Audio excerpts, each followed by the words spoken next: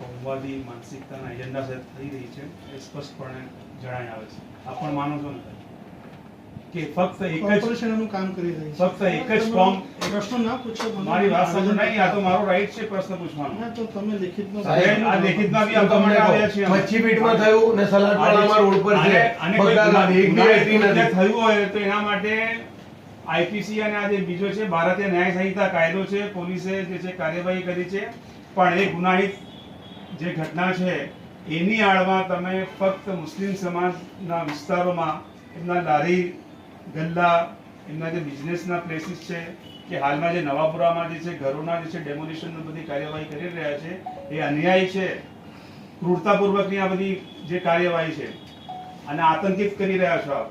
હું સ્પષ્ટપણે આપને કહેવા માંગુ છું. અને આજે પણ અમારી સાથે જે છે અમે જે પીડિતો છે અમે ઇન્વાઇટ નથી કર્યા કે અમારા અહીંયા 5000 લોકોને અહીંયા ભેગા નથી કરવા. જો આવી રીતે જે છે અન્યાયી પ્રવૃત્તિઓ અને કાર્યવાહી ચાલુ રાખશે તો આખો વડોદરાના પીડિતો અહીંયા આવશે. તો મહેરબાની કરીને જે આપને કરવું હોય કાયદામાં આધીન સામેવાળાને સમય આપો અને લોકોના જે ધંધા રોજગાર છીનવી રહ્યા છે એને જવાબદાર કોણ? એમનો કુટુંબ નથી, એમના અધિકાર નથી કે ધંધો કરે લારી લઈને ગલ્લો લઈને.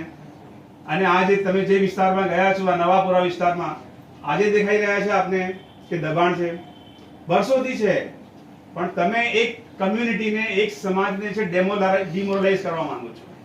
રાજકીય જે તમારા જે પક્ષ જે છે સત્તા પક્ષના જે હોદ્દેદારો છે એમના હાથો ના બનો આપ, નહીં તો સાહેબ પછી નામદાર હાઈકોર્ટ અને સુપ્રીમ કોર્ટમાં માફી માંગવી પડે છે.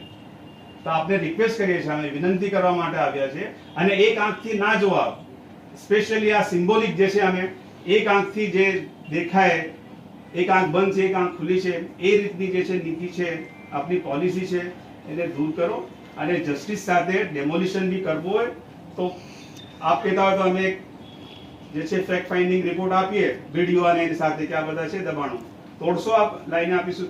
તો અત્યારે જ આ ભાઈ છે એક ભાઈ છે એ રજૂઆત કરી રહ્યા છે ભારસિયાની કે ત્યાં તો ભલે તારાથી જે કરવું તે કરવું નહીં થાય. તમારી નીતિ કેવી છે તો પ્લીઝ યુ અને આ જે છે આ જે છે અમે વિડિયો બતાવો. વિડિયો બાજુમાં છે. આ જે છે તમે માનનીય કમિશનર શ્રી છે અમારા બધી છે એમને પહેરાવજો અને એમને ઈશ્વર અલ્લાહ જે છે સદબુદ્ધિ આપે અને એવી નીતિ અપનાવે એની અમારી રજૂઆત એમના તરફથી પહોંચાડશો. આપ ખાસ જે છે આ સ્પેક્સ જે છે હવે આપે સાહેબ જે કરવું એને ફેંકી દો, તોડી નાખો, અમે તો આપવા માટે.